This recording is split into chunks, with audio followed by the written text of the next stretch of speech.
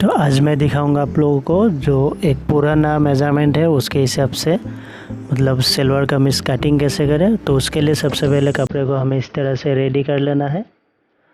तो आप अच्छी तरह से इसको प्रेस करके रेडी कर लीजिए। और रेडी होने के बाद कुछ इस तरह से ऊपर पे हम मार्जिन लगाएंगे। मार्जिन लगाने के बाद जो पुराना जो सलवार कमीज़ है उसकी हम लेंथ मेज़रमेंट करेंगे कि उसका पूरी लेंथ कितना है।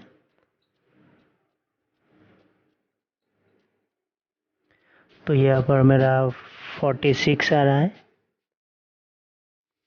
तो मैं उस हिसाब से इसको मार्जिन लगाऊंगा और वहाँ पर भी नीचे में मार्जिन कर लूँगा।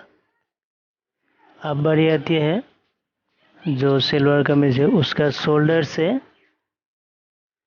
नीचे का जो कटिंग है उसकी तरफ कितना है, तो हमें शोल्डर में रख लेना है। और जो नीचे का जो साइड कटिंग है उसके तरफ कितना आता है, तो यहाँ पर मेरा 27 आ रहा है।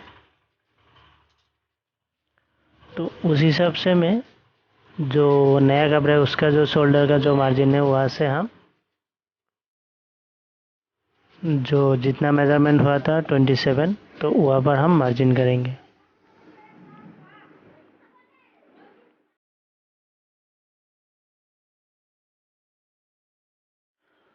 और दूसरी आता है शोल्डर से जो अनमोल का जो डीप है वो कितना है, उसे हम कुछ इस तरह से मेज़रमेंट करना है। तो यहाँ पर मेरा 8 आ रहा है, 8 इंच। तो मैं शोल्डर से 8 इंच का नीचे मार्जिन लगाऊंगा। तो ये मैंने मार्जिन लगा लिया है। तो अभी ये चेस्ट का मार्जिन और जो नीचे का मार्जिन इसका जो बीच में होगा वहाँ पर हमें एक मार्जिन लगाना है जो वेस्ट का मार्जिन होगा।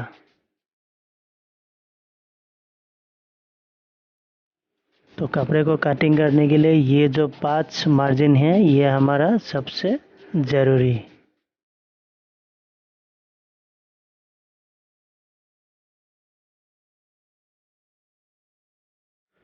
तो अब आते हैं जो पुराना मेज़रमेंट है उसका चेस्ट कितना है। तो यहाँ पर चेस्ट आ रहा है मेरा 23। तो मैं यहाँ पर चेस्ट पे 23 लिख लेता हूँ। और जो वेस्ट है अभी हमारा वेस्ट मेज़रमेंट करना है। तो यहाँ पर वेस्ट आ रहा है 21। तो वेस्ट का जो टिक मार्क है वहाँ पर हमें 21 को लिख लेना है। और अब बारी आती है हिप्स की। तो हिप्स का है वो आ रहा है हमारा 25। तो यहाँ पर भी हम 25 को लिख लेंगे। उसके बाद आते हैं जो हमारा शोल्डर है। तो जो पुराना वाला है उसको अच्छी तरह से ऐसे ठीक कर लीजिएगा। उसके बाद आप शोल्डर को मेज़रमेंट कीजिएगा। तो मेरा यहाँ पर शोल्डर आ रहा है 14.5। तो 14.5 आ रहा है, तो मैं यहाँ पर शोल्डर रखूँगा 14.5। तो 14.5 को मतलब 2 हिस्से में अभी कन्वर्ट करना है। ये जो मेज़रमेंट है ये आपका ओल्ड मेज़रमेंट है, तो उसको किस तरीके से किया जाता है वही मैं दिखा रहा हूँ। तो मैं यहाँ पर 15 लिया है, थोड़ा स्टिचिंग के लिए भी जाएगा तो इसलिए थोड़ा बड़ा लिया है।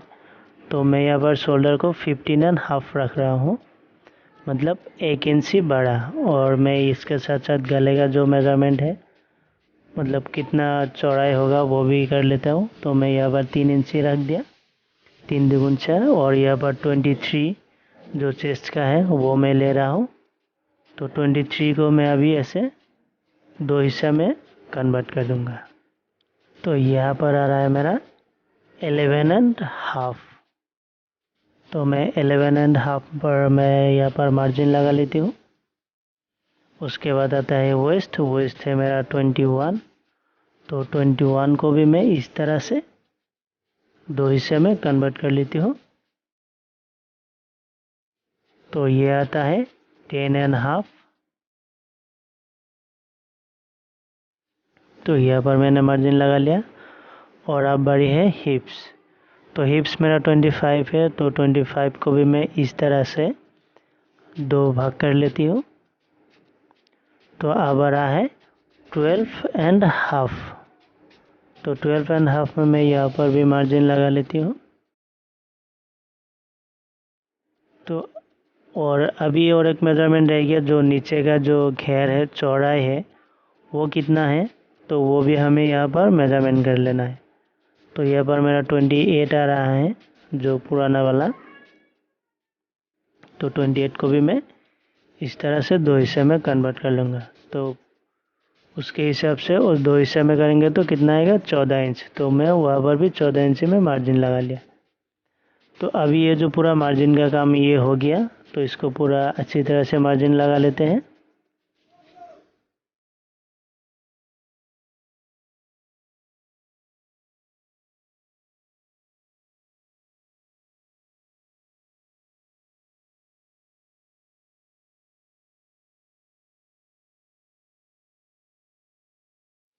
तो अब बारी है जो फ्रंट नेक है उसका डिप कितना है। तो यहाँ पर मेरा 7.5 आ रहा है।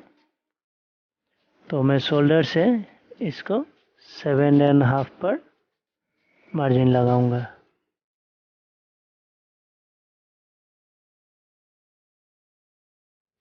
तो ये मैंने मार्जिन लगा दिया है।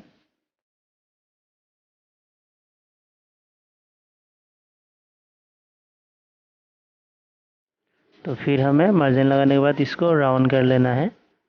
तो ये राउंड नेक है, तो मुझे राउंड करना है। और अगर आप दूसरा डिज़ाइन देना चाहते हैं तो वो आपके हिसाब से आप दे सकते हैं। तो ये जो मार्जिन का काम है ये हमारा पूरा हो गया। अब इसको कटिंग करते हैं।